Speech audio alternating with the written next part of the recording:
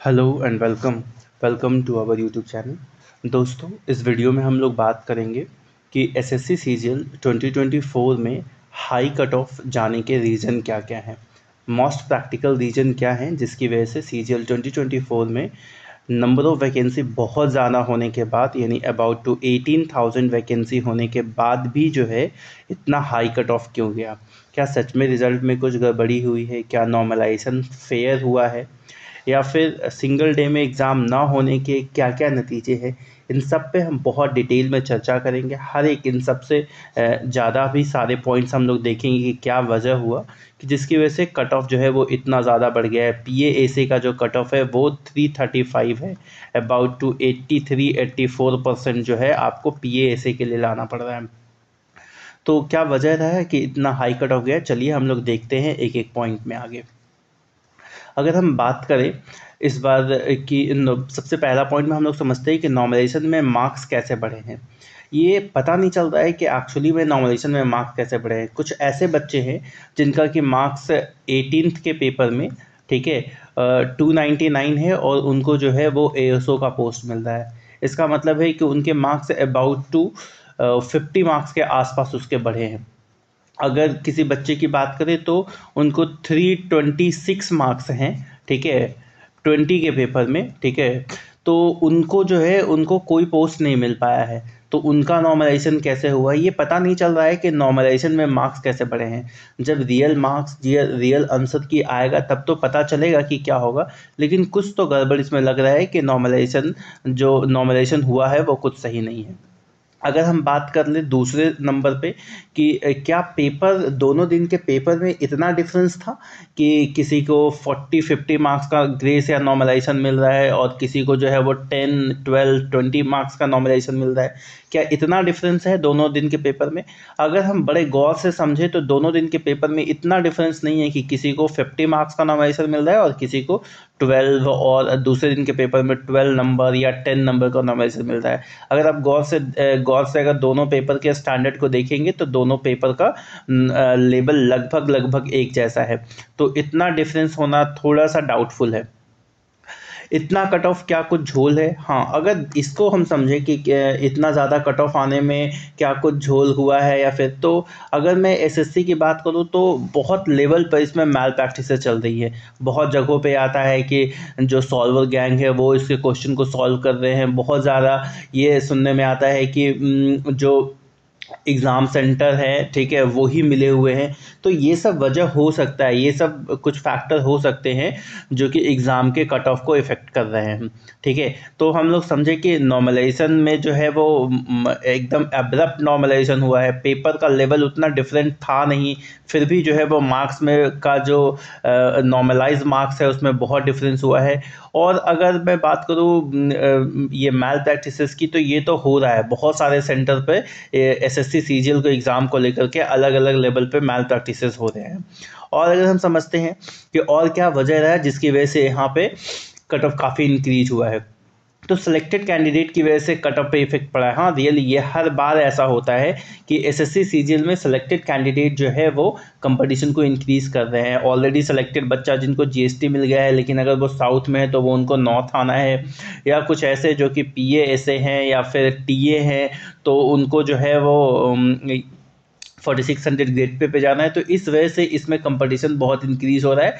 But चलिए ये तो ठीक है, ये तो एक तरह से हेल्दी कंपटीशन का सिंबल है, इससे कुछ कर नहीं सकते, कुछ कह नहीं सकते, ऑब्वियस बात है, ये सब कुछ आता है। लेकिन अगर एसएससी जो है वो एक ऐसा एक रिजर्व लिस्ट जारी कर दे, देन इसका भी कुछ हद तक बहुत अच्छा सॉल्यूशन निकल जाए अगर एसएससी रिजर्व लिस्ट जारी कर दे तो।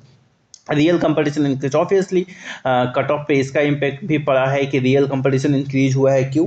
क्योंकि अब जो है वो एजुकेशन ऑनलाइन के माध्यम से बहुत मतलब विलेज लेवल पे एक्सेसिबल है। तो हर एक बच्चा जो मेहनत कर रहा है उसको जो है वो एक क्वालिटी कंटेंट मिल रहा है। तो ऑब्वियस बात है कि रियल कंपटीशन में इंक्रीमेंट हुआ है जिसकी वजह से कट ऑफ इंक्रीज हुआ है। लेकिन इसको भी हम लोग कुछ नहीं कर सकते, ये भी जो है वो एक ये एक तरह से हेल्दी कंपटीशन का सिंबल है। अब इस पे हम लोग जरूर कह सकते हैं कि लो लेवल ऑफ पेपर, देखिए ये हमेशा बहुत जगह पे अगर हम पेपर देखें, बहुत सारे बोर्ड का हम पेपर देखें तो ये चीज़ें ना बड़ा कॉमन दिखता है। जैसे अभी आप एसएससी सीजीएल को देख लीजिए, वहाँ पे पेपर के लेवल को बहुत कम कर दिया गया। उसके बाद अगर मैं स्टेट में बिहार से हूँ तो मुझे बीपीएससी के बारे में भी पता है, तो मैं बीपीएससी की बात करूँ तो वहाँ पे भी पेपर के लेवल को जो है वो बहुत कम कर दिया गया है। पता नहीं, ऐसा कुछ तो लगता है कि ये पेपर को लेवल को कम करके और इनको कुछ तो मतलब एक स्पेशल ग्रुप को ये बेनिफिट देना चाहते हैं, इसलिए पेपर के लेवल को बार बार कम करते जा रहे हैं, जिसकी वजह से जो है वो कट ऑफ इसकी वजह से तो इंक्रीज हो ही रहा है, और हो सकता है कि किसी स्पेशल ग्रुप ऑफ स्टूडेंट को बेनिफिट देना चाह रहे हैं, जिस वजह से जो है ये पेपर के लेवल को लगातार डिक्रीज कर रहे हैं।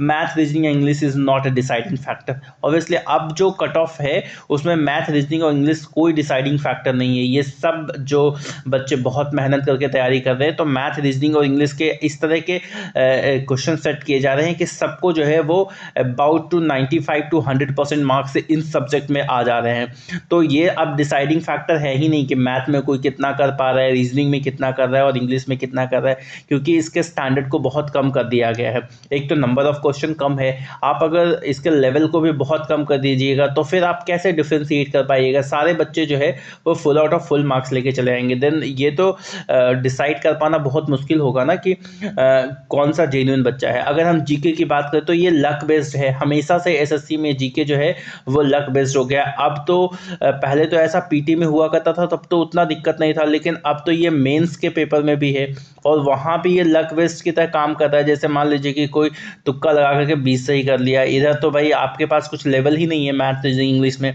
तो वहाँ पे तो इक्वल आने ही है। अगर जीके में किसी के तुक्के जो है वो 20 सही हो गए, किसी के 21 सही हो गए, देन फिर वो उसका जो है वो फाइनल सिलेक्शन में जाएगा, जबकि वो उस तरह का डिजर्विंग कैंडिडेट नहीं है, लेकिन फिर भी वो फाइनल सिलेक्शन में जाएगा। तो कह सकते हैं कि जो कट ऑफ का जो इतना वेरिएशन हो रहा है उसमें बहुत बड़ा इफेक्ट है इसका, कि अब जो जीके आ रहा है उसका स्टैंडर्ड जो है वो एकदम लक बेस्ड हो गया है। अभी अगर मैं ये इसकी बात करूँ, कट ऑफ पे जो इतना तहलका चल रहा है, इतना बवाल उठा हुआ है, फाइनल आंसर की जब आएगा और जब मार्क्स आएंगे तो कुछ पता चलेगा कि एक्चुअली एसएससी किन किन क्वेश्चन को जो है वो सही किया है और किसके किसके मार्क्स एक्चुअल में कितना बढ़े हैं, कौन से शिफ्ट का क्या इसका कोई पैटर्न है। ये जब एक्चुअल में जब मार्क्स आएंगे तो पता चल पाएगा कि ये क्या हुआ है और इसमें किस किस तरीके के मैल प्रैक्टिसेस हैं। और एक बात और इसमें अब ज़रूरी हो गया है कि हम लोग जो ये बात उठा रहे हैं ना, पहले से ये बात उठाते आ रहे हैं कि मेंस के पेपर एटलीस्ट जो है वो एक दिन एक शिफ्ट में होना चाहिए। अब ये तो बहुत क्लियर एविडेंस है, अब जो हो रही है एसएससी में उससे पता चल रहा है कि नहीं, अब जो है मेंस के पेपर के लिए हमें ये इस बात के लेकर प्रोटेस्ट करना चाहिए, ठीक है, अपनी बात रखनी चाहिए कि अब तो ये ज़रूरी हो गया है कि मेंस का पेपर एक दिन में हो। क्योंकि अगर हम देखें तो ये कोई नई बात नहीं है, ये चीज़ें, ये गड़बड़ियाँ एसएससी में है। अगर आप अलग अलग पीसीएस को देखें, जैसे कि अगर मैं बीपीएससी की बात कर लूँ, अगर मैं बात कर लूँ यूपी पीसीएस की, ठीक है, तो उन सब में आप देखिए, उन सब में जो है वो नॉर्मलाइजेशन नहीं करने के लिए, नॉर्मलाइजेशन नहीं हो इसके लिए उन सारे स्टूडेंट ने, जो यूपीपीसीएस के स्टूडेंट है, बीपीएससी के जो स्टूडेंट है, उन्होंने संघर्ष किया, प्रोटेस्ट किया। क्यों? क्योंकि उन्हें पता है कि अगर मल्टीपल शिफ्ट में पेपर होंगे, नॉर्मलाइजेशन होगा, देन उसकी वजह से मैल प्रैक्टिसेस होंगे, ठीक है, और उसका इफेक्ट कहीं ना कहीं जो जेन्युइन और डिजर्विंग कैंडिडेट है उसको भुगतना पड़ता है। तो वो लोग प्रोटेस्ट किए और इन सब इसको रोके, यानी कि वो मल्टीपल शिफ्ट में पेपर नहीं होने दिए। अब एसएससी में भी ज़रूरी ऐसा हो गया है कि पीटी के पेपर में तो आप नहीं कर सकते, बिकॉज वहाँ पे नंबर ऑफ कैंडिडेट बहुत ज़्यादा है, अब वो पॉसिबल नहीं है। लेकिन एटलीस्ट मेंस के पेपर में जहाँ पे 1.5 से 2 लाख बच्चे बैठते हैं, वहाँ पे तो ये कराया ही जा सकता है एक दिन एक शिफ्ट में पेपर। और ऐसा हुआ है पहले, अगर मैं बोलूँ कुछ एग्ज़ाम जो 22 के पेपर है उसमें ऐसे ही हुए, 23 के जो पेपर है सॉरी, उसमें ऐसे ही हुए कि एक दिन में हुआ है नॉर्मलाइजेशन की, वहाँ पे कोई बात ही नहीं रही। और जब नॉर्मलाइजेशन नहीं रहता है तो फिर सारे बच्चों को मतलब थोड़ा सा भी उसमें डाउट नहीं होता है कि उन्होंने जो किया है या फिर जो है वो जो मार्क्स कर पाए हैं। अगर इजी भी पेपर है तो एट दैट टाइम, यानी कि on the time of examination जो वो परफॉर्म कर पा रहे हैं उसको वो एक्सेप्ट करते हैं। लेकिन जब नॉर्मलाइजेशन होता है और वो अलग, एक जो है वो अलग लेवल पे परफॉर्म करते हैं, दूसरे अलग लेवल पे परफॉर्म करते हैं, जिसमें उनका क्वेश्चन का लेवल वैरी करता है, टाइम वैरी करता है, सिचुएशन वैरी करता है तो फिर जो है वो थोड़ा अनफेयर जैसा लगता है। इसलिए अब तो ये ज़रूरी हो गया है कि हम लोग मिल करके इस आवाज़ को उठाएं कि हम लोग का जो एटलीस्ट मेंस का पेपर है वो एक दिन एक शिफ्ट में हो। और आप देख रहे हैं कि अलग अलग जो पीसीएस के बच्चे हैं वो इस बात को उठा रहे हैं कि बीपीएससी यूपीपीसीएस में वहाँ पे नंबर ऑफ़ कैंडिडेट ज़्यादा है, एक दिन में 4-4 लाख बच्चे बैठ रहे हैं और वो भी एक स्टेट बोर्ड ऐसा करा रहा है, एक दिन में 4-4 लाख बच्चे 3-3 लाख बच्चे को जो है एक शिफ्ट में वो पीटी के एग्ज़ाम को करवा रहे हैं। यहाँ पे तो टोटल मेंस में जो बच्चे ऑल इंडिया में मेंस में बच्चे जो है वो 1.5 से 2 लाख आ रहे हैं, वो तो एकदम आसानी से कराया जा सकता है। लेकिन इन सब की वजह से एक्चुअली में सिस्टम के अंदर कुछ ना कुछ कमियां हैं, उसका किसी न किसी स्पेशल ग्रुप को बेनिफिट दिया जा रहा है, इस वजह से वो भी ये नहीं करा सकते। नहीं तो ये मुश्किल बिल्कुल भी नहीं कि ऑल इंडिया में जो है वो 2 लाख बच्चे का पेपर एक दिन में ना हो। तो अब तो एकदम ज़रूरी है कि मेंस का पेपर एक दिन में हो, इसके लिए हम लोग आवाज़ उठाएं, जैसे भी कर सकते हैं, जितना तरह से हम लोग इसके लिए आवाज़ उठा सकते हैं, हम लोग आवाज़ उठाएं कि मेंस का पेपर एक दिन एक शिफ्ट में हो और कोई नॉर्मलाइजेशन ना हो। अब आगे क्या करना है, कैसे प्रिपरेशन करें? तो देखिए एक्चुअली में हम जैसे जो भी लोग जो मिडिल क्लास के लोग हैं उन सबके पास कोई ऑप्शन नहीं है, उनको तो तैयारी करना ही करना है। लेकिन हाँ, आपको आपके जो इन्वायरमेंट मिलना चाहिए वो फेयर इन्वायरमेंट हो, जिसमें कि आप बेहतर परफॉर्म कर पाएँ। अगर ऐसे आप तैयारी करते रह रहे हैं, ऐसे आप लगे हुए हैं तो फिर कोई फ़ायदा नहीं है। फिर अगला साल ऐसा ही होगा कि फिर मल्टीपल शिफ्ट में एग्ज़ाम होगा, फिर नॉर्मलाइजेशन होगा, फिर किसी को अनफेयर एडवांटेज मिलेगा और फिर किसी और का सिलेक्शन होगा, फिर आपका एक साल बर्बाद होगा। तो आपको इसके लिए आवाज़ तो उठानी है, आपको अपना वॉइस रेज करना है। जो भी प्लेटफॉर्म इसके लिए वॉइस रेज कर रहा है कि हाँ नॉर्मलाइजेशन जो है वो ठीक नहीं है, अभी का क्या हुआ है वो तो मार्क्स और फाइनल आंसर के आने के बाद वो पता चल जाएगा।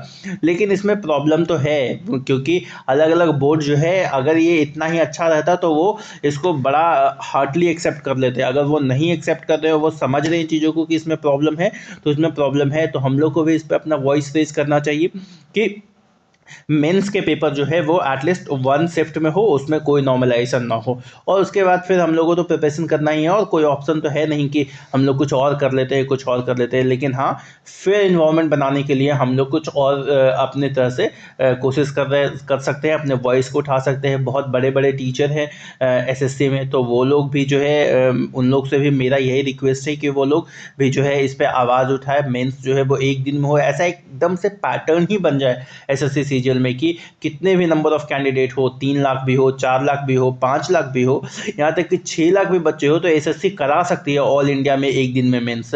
तो वो मेंस को तो वो एक दिन में कराए ही, नहीं हो तो वो अपना नोटिफिकेशन में ही इन चीज़ों को मेंशन करना शुरू करे कि हाँ मेंस जो है वो सिंगल शिफ्ट में होगा। क्योंकि मल्टीपल शिफ्ट में होने से, नॉर्मलाइजेशन होने से इसका किसी न किसी ग्रुप को जो है अनफेयर एडवांटेज मिलता है और एक को दूसरे बच्चे जो डिजर्विंग कैंडिडेट है उनको फेयर एडवांटेज नहीं मिल पाता है।